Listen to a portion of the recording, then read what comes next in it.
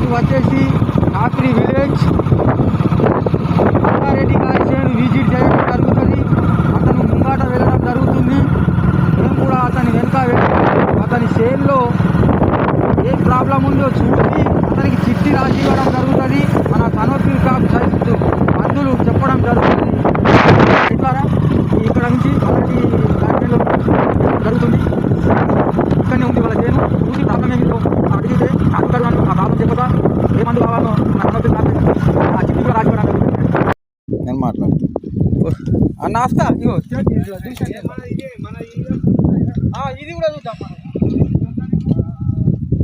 చెప్పు రెడ్డి గారు.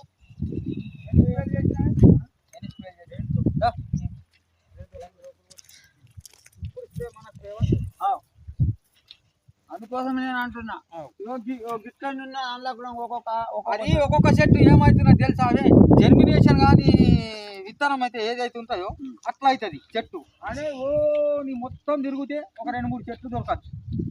మొత్తం తిరుగుతాయి. అదే మరి ఇల్లు వచ్చినట్టు పూతంలో రాలే వస్తుంది. ఇప్పుడు నువ్వు ఇదివరదాకా వేరే కొట్టినావు కానీ ఇప్పుడు మనవి కొడతావు కదా, వస్తాయి. నమస్కారం. రైతు పేరు వచ్చేసి మల్లారెడ్డి గారు, విలేజ్ వచ్చేసి కాపిరి. ఈయన పోయిన సంవత్సరం వాడాక ఆ సంవత్సరం వాడిండు. మంచి రిజల్ట్ రావడంతో పోయిన సంవత్సరం పత్తి వేసిండు. పత్తికి వాడినావు కానీ పత్తికి వాడిండు.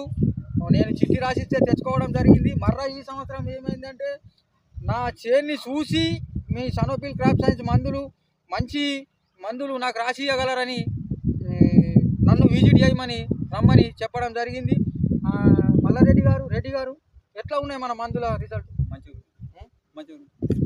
మన ఊళ్ళో ఎందరు వాడుతున్నారు కనీసం అంటే మీ రెడ్డిలో 20-30 మంది వాడుతున్నారు. మరి అందరు ఆలీలు అంటే దగ్గర 30-40 మంది వాడుతున్నారు.